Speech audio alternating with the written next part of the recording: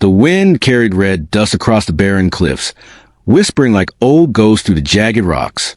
A low hum vibrated through the silence, pulsing from deep below the canyon floor. The sky above had no sun, just a pale glow trapped behind thick clouds of ash. Rail adjusted his breather mask and tightened the strap on his shoulder armor. He crouched low, pressing his gloved fingers against the earth. Still warm. Something had passed through recently. Heavy. Fast. Not human. He moved through the narrow path like a shadow, his eyes scanning the scorched trail. A wrecked scout pod lay half buried in the dust ahead. The insignia was faded but still visible. Human military. But what made Rail stop wasn't the crash. It was the footprints. 2 sets. One human. The other something else. His pulse quickened. He followed them up toward the ridgeline. The wind howled harder now, sharp like knives. And then he saw her, kneeling near the fire, motionless. A black helmet covered her face, sleek and scarred. Her armor didn't match any known faction, but the symbol etched into her chest plate was unmistakable. A sigil of the labs. Earth's darkest legacy. Rail stepped forward slowly. She didn't turn, but he knew she had sensed him.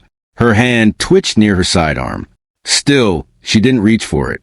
That meant something. Maybe trust. Or maybe she was tired of fighting. "I don't want to hurt you," Rail said calmly. Her voice came low through the filter. "You can't. I'm not like the others anymore."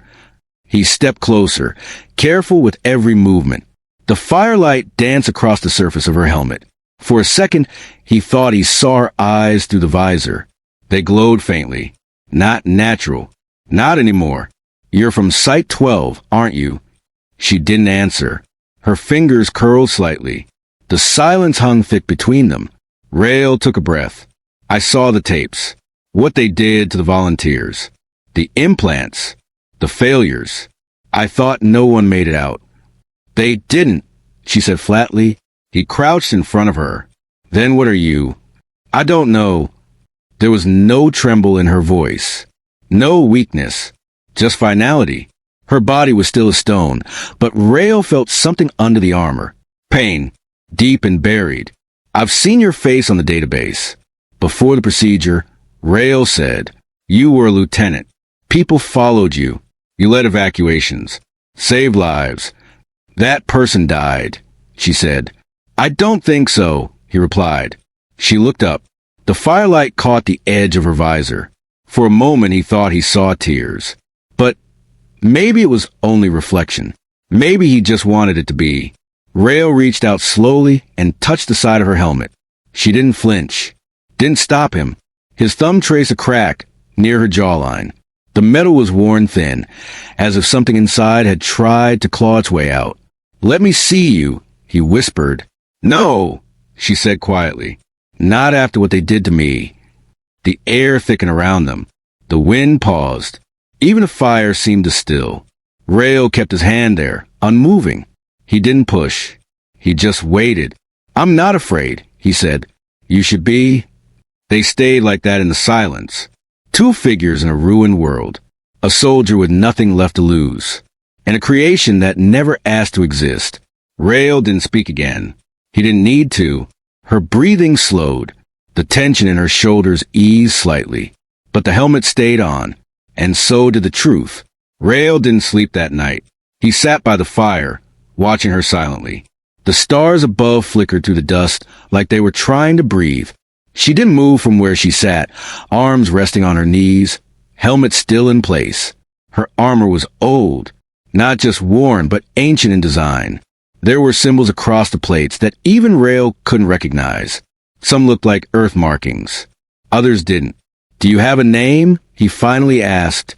She looked at him, the glowing eyes behind her visor narrowing slightly. "Name doesn't matter now."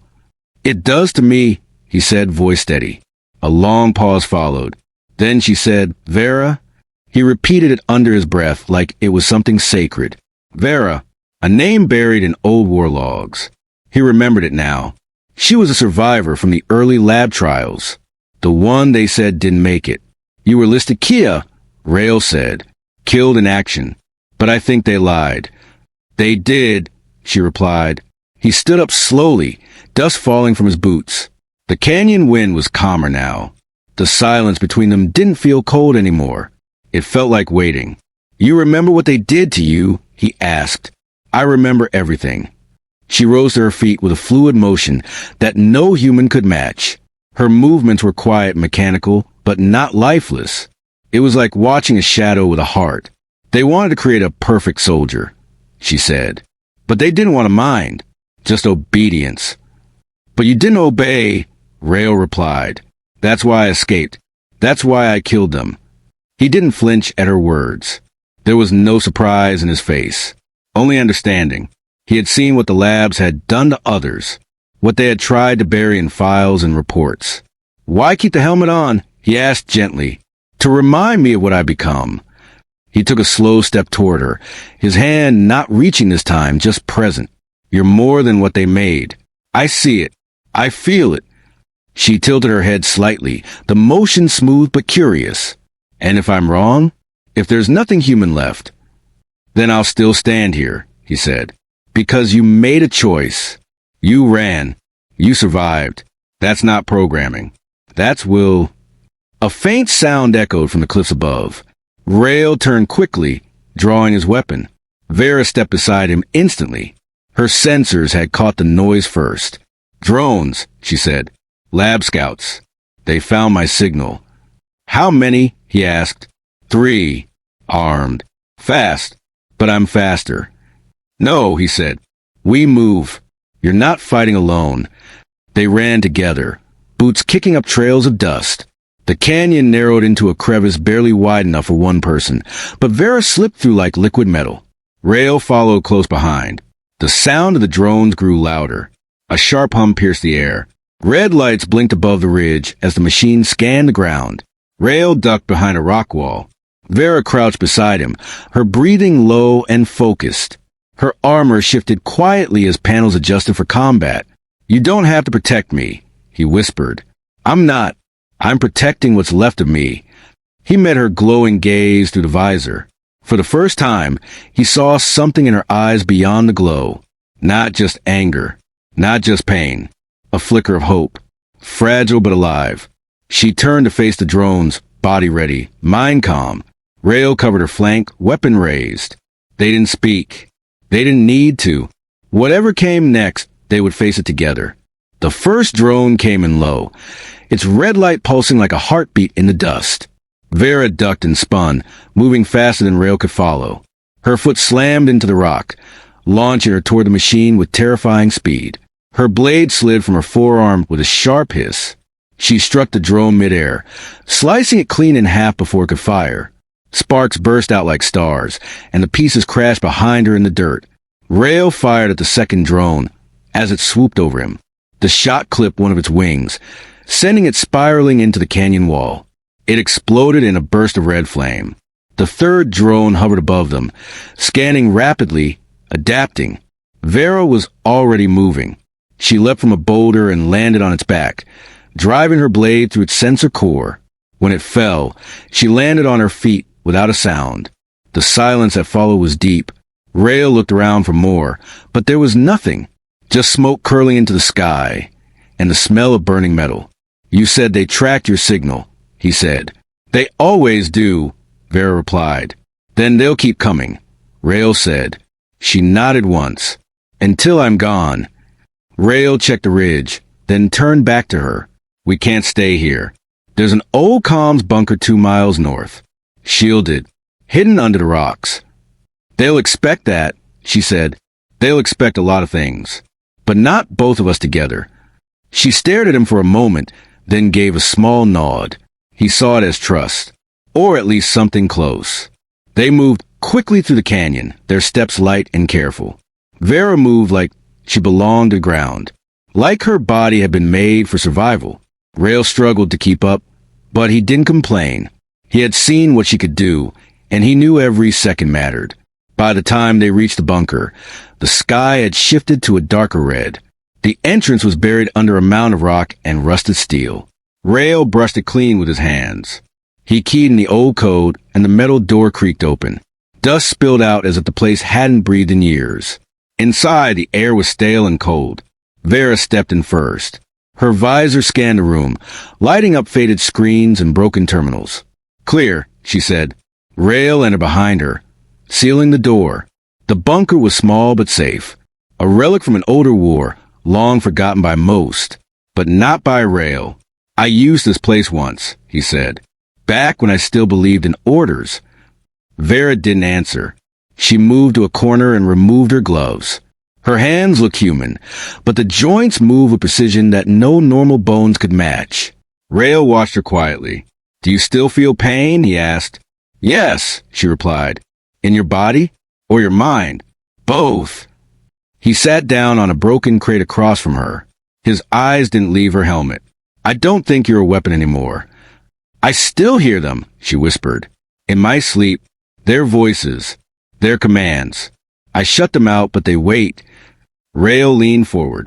"You're stronger than they ever imagined. That's why you're still standing. They called me a success. Then they tried to erase me." He lowered his voice. "They failed." The bunker lights flickered once, then held steady. Vera sat down finally, back against the wall.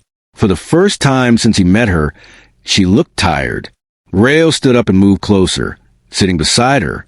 His shoulder brushed against her arm. The armor was cold, but the person inside was not. "You're not alone anymore," he said. Her helmet turned toward him slowly, carefully. Then she said the words he didn't expect to hear. "I don't know how to be anything else." Rail rested his head against the cold wall, eyes half closed, listening to the low hum of the bunker systems. Vera sat motionless across from him, the glow in her visor dim but still alive. Outside, the wind howled across the canyon, like it remembered something old.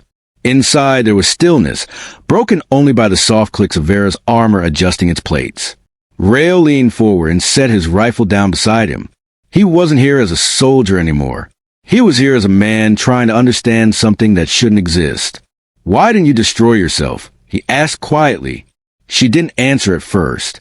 Her helmet tilted slightly, like she was thinking through something not made for words. "I tried," she said. Rail didn't look away. "What stopped you?" Her fingers traced the side of her helmet. The sound of someone screaming. I realized it was my own voice. His chest tightened. Not with fear. With something older. Sadness. Rage. Pity. Respect. They put machines in your head, Vera. Wires. Commands. Maybe worse. And you still pulled away from it. They wanted a ghost, she said. Something empty. Something they could fill with orders. But they made a mistake. They didn't erase my memories. Rail stood up and crossed the room slowly. He crouched in front of her and lowered his voice. Then you're still Vera. Still human. I don't feel human. That doesn't mean you aren't. The lights above them flickered.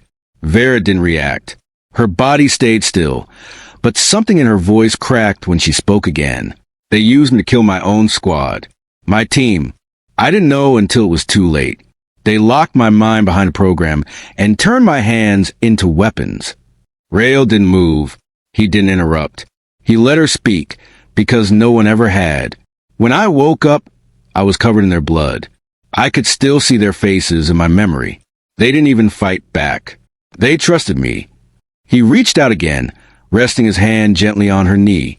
The metal was cold, but he didn't pull away. You were forced. You didn't choose that path. The people who did this to you, those are the monsters. She didn't respond, but her hands curled into fists slowly. We can find them, he said. The ones who ran the lab. The ones still hiding behind clean suits and lies. Vera lifted her head slightly. Her visor glowed brighter for a second. You'd help me do that. I'm already helping you, Rail said. But yes, I'll do more. I'll go wherever you need. Her breathing changed. It was steadier now, deeper. The kind of breath that came not from fear, but from a decision. There's a location buried in my code, she said. I couldn't reach it before. I was afraid. But now I think I can access it. Rail nodded. Then let's see what they tried to hide. She reached toward her own helmet, fingers trembling slightly. She didn't try to remove it, but she touched a panel near the side and held it for 5 seconds. A small projection blinked into the air. Coordinates. A blinking red dot on an old sector map. A hidden site, deep underground, far from any city. Rail recognized the sector. It was abandoned during the early colony wars. No one went near it anymore. They moved everything there, Vera said. Whatever they couldn't control, they buried, including others like me. Rail stepped back and checked his rifle. Then he looked at her again. Then it's time we digged them up. The desert stretched wide beneath a pale red sky. Rail and Vera moved across the cracked earth with steady pace. The wind followed them like a warning, but neither one slowed. They had left the bunker behind at dawn. The coordinates from Vera's helmet marked a place deep beneath the wasteland, a forgotten site, hidden and likely guarded. Rail walked with purpose, checking his scanner every few minutes. Vera moved without speaking, her armor shifting quietly with each step. Her visor reflected the morning light, like a mirror with secrets. We're getting close, Rail said, pointing to a ridge in the distance. Vera stopped, her head tilted slightly. She scanned the ridge, and her voice came out low. Sensors, buried just beneath the surface. Rail narrowed his eyes. You think they're watching it remotely? No, she replied. They're watching it from inside. They moved slower now, staying low. Rail took out a signal jammer from his pack and activated it. Vera moved ahead, her body adjusting its shape for stealth. The ridge was made of black stone. It rose like broken teeth from the ground. At the base, half covered in sand, was a hatch. Old, rusted, and locked with layers of digital codes. Vera knelt beside it and placed her hand over the panel. Her fingers twitched slightly. Then the lock clicked open. Rail raised his weapon. Vera stood first, then looked down the dark stairway below. She didn't speak. She just walked into the dark. He followed her, and the hatch sealed shut behind them. The air inside was heavy with dust and old metal. The lights flickered on as they moved through the tunnel. Each step echoed like a memory. Vera slowed near a large blast door. This is where they store the failed projects. The ones that didn't survive full control. Rail looked at her, and the ones they feared most. She didn't answer. Her hand reached for the door. It opened slowly with a deep hiss. What waited inside made Rail grip his weapon tighter. Tanks. Rows of them. Tall glass cylinders filled with green fluid. And inside each one, figures floated. Bodies like Vera's. Half human. Half machine. Silent. Sleeping. Or dead. Rail stepped closer to one of the tanks. Are they alive? Vera scanned the room. Some. Others never made it through procedure. Rail looked around. So they kept them here. Hidden. In case they needed them again. A voice crackled through an old speaker. Cold. Sharp. Male. You shouldn't have come back. Subject 12. Vera's body stiffened. Her head turned slowly toward the ceiling. I deleted your access, the voice said. I gave you mercy. But you brought someone. And now you've exposed this facility. Rail raised his weapon. Show yourself. You're not important, soldier. She is. She was our first success. Our greatest mistake. Vera stepped forward. You tortured us. Used us. Then threw us away when we didn't obey. I remember everything now. The voice laughed bitterly. You were designed to forget. But the fault wasn't in the machine. It was in the human part. That weakness stayed. Compassion is not weakness, she said. The lights flickered again. One of the tanks behind her suddenly drained. A loud clunk echoed through the chamber. A body dropped from the glass and hit the floor hard. Rail turned fast, aiming at the shape rising from the ground. It was another hybrid. Larger. Armored. Eyes glowing blue. It's a fail-safe, Vera said. They activate him in case I ever returned. The figure roared, voice distorted. Then it charged. Rail fired first, but the shots bounced off the plating. Vera met the creature head-on. Their bodies collided like metal giants. The sound shook the walls. Rail backed up, keeping his aim steady. But this wasn't his fight alone. It never had been. Vera slammed into the creature with enough force to dent the metal floor beneath them. It staggered back, but recovered fast. Its blue eyes locked onto her, with deadly focus. Rail moved to the side, firing again. The bullet sparked off the hybrid's armor, doing little more than scratching the surface. The creature roared and swung its arm like a hammer. Vera ducked under it, rolled, and drove her elbow into its side. There was a crunch, but the beast didn't slow. "You can't match it in strength," Rail shouted. "I don't have to," she said. She darted behind it, wires shifting along her back. A blade extended from her arm again. She jumped, twisting midair, and plunged it into the back of the hybrid's neck. The creature howled and threw her off. She hit the wall with a heavy crash, but landed on her feet. Smoke hissed from a wound she left. Rail reloaded quickly. "How do we kill it?" "Overload its core," Vera said. "Center of its chest. But we need to expose it." The hybrid charged again. Vera met it halfway, ducked, and pulled at a latch near its ribcage. The plate didn't give. Rail rushed in and fired a burst at the joint where the chest and shoulder met. Sparks flew. The plate shifted slightly. "Again," Vera ordered. He fired again. This time, the plate snapped open, revealing a glowing, pulsing orb surrounded by wires. Vera spun around and stabbed her blade straight into it. The hybrid screamed in a voice that didn't sound human. It dropped to its knees, trembling, then collapsed. Silence returned like a breath finally exhaled. Vera stepped back, her blade retracting. Rail lowered his weapon slowly. "That was one," she said. "There could be more." Rail walked to the control panel near the tanks. His fingers ran across the dusty surface. "We need to shut it all down. Destroy everything they built." Vera looked at the tanks still filled with fluid. Some of them might still be alive. They didn't choose this. Rail turned toward her. "Then we free them." She nodded. "But not here. Not like this. Their minds won't survive waking inside a prison. We move them," Rail said. "Somewhere safe. Somewhere quiet." Vera's head tilted. "You believe there's a quiet place left?" "I believe we can make one." They worked fast.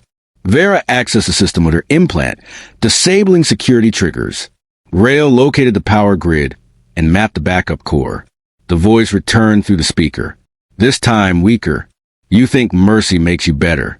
But in the end, all of you break." Vera didn't respond. She walked to the speaker and crushed it beneath her boot. The tanks began to lower temperature. The green fluid drained. Monitors blinked.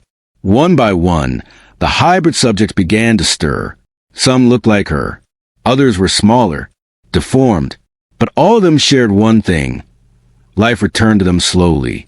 Rail moved carefully, helping lift one of the smaller bodies out. It coughed and gasped, weak but alive. Its eyes opened and saw Vera. It didn't scream. It didn't panic. It only whispered, "Are we free?" Vera kneeled beside the child and placed a hand gently on their shoulder. "Not yet," she said. "But soon." The power systems began to fail. Rail triggered the self-destruct, timing it to give them 15 minutes. Just enough to escape with who they could. They gathered the survivors into a lift at the far end of the hall. It creaked and shook as it rose, carrying them away from a nightmare below. When the lift reached the surface, the morning light spilled in. Warm, soft, real. Behind them, the lab exploded in a deep rumble. The ground trembled. Then it was gone. Vera didn't look back. She held the child in her arms and stepped forward into the sun. The desert wind rolled across the sand, lifting ash and dust into soft spirals. Rail stood on a hilltop, watching the remains of the facility burn in the distance. The smoke curled into the sky, like a warning finally answered. Below him, Vera moved among the survivors. Some still couldn't walk. Others stared at the horizon, unsure what freedom even meant. They had set up a small camp near a dry riverbed. The sun was rising higher, warming the cold ground, but no one rested. Rail walked back toward the group with a container of water in each hand. He handed one to Vera, who accepted it without a word. The child she had carried earlier now sat beside her, knees pulled to their chest. Their eyes stayed fixed on her armor, like they were trying to understand what she was. "You saved them," Rail said quietly. Vera looked at the group. "I was like them once. Trapped, silent, waiting for someone to remember I existed. They'll need time, Rail said, and care. Maybe even healing we can't give. But at least they'll have a choice, she replied. Rail sat beside her, dust clinging to his boots. He glanced up at the wide sky. Do you know what they'll do when they learn we destroyed the site? They'll come, she said without hesitation. Then we don't stay here long. She stood and scanned the ridges. Her sensors picked up distant movement. A ship, small, civilian class, approaching from the northwest. We have incoming, she said. Rail lifted his rifle, but she stopped him with a hand. No weapons charged. No hostile signals. They might be friendly, she said. They waited until the ship landed. The door opened slowly and a woman stepped out. She wore old-world gear. A healer's pack hung from her side. Her eyes widened when she saw Vera. I thought the rumors were lies, the woman said. But you're real. Who are you? Rail asked. Name's Arlen. I ran medical recovery during the first lab shutdown. I've been looking for survivors ever since. Rail studied her face. She looked tired but not afraid. She walked toward the children with careful steps, kneeling beside one of them. Her voice was calm, gentle, real. Vera's voice lowered. You helped us before, didn't you? I tried, Arlen said. I leaked files, smuggled supplies, got caught. They stripped my license and sent me away. Rail asked why come back now. Arlen stood. Because someone had to. And now you've done the impossible. You brought them out. She looked at Vera again. You're not a machine. You're a miracle. Vera didn't answer. Her head tilted down slightly. We need a place, Rail said. Somewhere they can rest. Somewhere safe. Arlen nodded. There's an old medical outpost 2 days from here. Abandoned but intact. Shielded from scans. We can retrofit it. Vera looked at the children. Then at Arlen. You'll help them? With everything I've left, Arlen said. Rail helped load the weakest onto the ship. Vera walked last, carrying 2 in her arms. No one cried. No one spoke. But there was peace and silence. When the ship lifted off, Rail sat beside Vera. She didn't look out the window. Her gaze stayed on the floor, on the hands that had once taken lives, but now only carried hope. You did something no one else could, he said. I'm still trying to understand why I lived when so many didn't. Rail turned toward her. Maybe because you weren't finished yet. Her fingers brushed the edge of her helmet. She didn't remove it, but for the first time, she hesitated like she might. The old medical outpost stood on the edge of a canyon, its walls half buried in sand and time. But inside, the power still worked, and the structure was stronger than it looked. Rail helped Arlen carry equipment into the main chamber. Vera oversaw the arrangement of the cots. The children rested nearby, wrapped in thermal blankets and silence. They had traveled for 2 days, flying low and fast. No ships had followed. No signals had tracked them. For now, they were hidden. Vera kept her armor on the entire time. She spoke little. Her voice was softer now, but her movement still carried the weight of memory. Arlen had set up a comms jammer around the outpost. No signal could escape. No enemy could hear. It was a place beyond reach, even for those who made her. Rail stood outside near the edge of the cliff. The sun was setting behind the hills, bleeding light across the sky. Vera stepped beside him, her boots silent in the dust. They're sleeping, she said. For how long? Rail asked. As long as they need, she answered. He looked at her. The wind blew gently across her frame. She had not removed the helmet, not even once. But something in her stance had changed. You saved them, he said. I only brought them out. You saved them, she replied. You don't give yourself enough credit, Rail said. I don't need credit, she answered. He turned toward her fully. What do you need then? Vera was quiet. Then she raised her hands to the sides of her helmet. For a moment, she stood completely still. Rail didn't move. He didn't speak. He only watched as her fingers unlocked the latches. She removed the helmet slowly. The wind caught strands of her hair as it fell around her shoulders. Her face was pale, scarred, but beautiful in a way that made time pause. Her eyes were the same shade they once were in the files. Human, alive, but deeper now. Tired, but not broken. Rael's breath caught for just a second. He didn't look away. Not out of shock, but out of something far more human. She lowered the helmet and held it at her side. "Now you see me," she said. "I saw you before," he replied. She gave the smallest smile. It didn't reach her eyes, but it was real, honest, a piece of herself she had not shown anyone in years. Inside, the children began to stir. Arlen moved through them with care, checking vitals and helping them sit up. No one cried, but their eyes searched for Vera. She walked back in and knelt beside the youngest. He reached up and touched her exposed face. He didn't flinch. He didn't question what she was. "You look tired," he said. "I am," she replied. "But you look safe," the child whispered. Rael watched her from the doorway. She was no longer a weapon, no longer a project, no longer a subject number. She was Vera again. Later that night, they sat near a small fire outside the outpost. No one spoke for a long while. There was peace in silence, and peace in knowing they had earned it. Rael leaned toward her. "What happens now?" She looked at the stars above, her face calm. "Now we teach them how to live, and maybe how to forgive." Rael nodded slowly. The fire crackled between them. Behind them, a future waited. Quiet, uncertain, but theirs. Vera looked at the flames, then turned back to Rael. "Not after what they did to me," she said once. But now she finished the sentence. "But they don't define me anymore."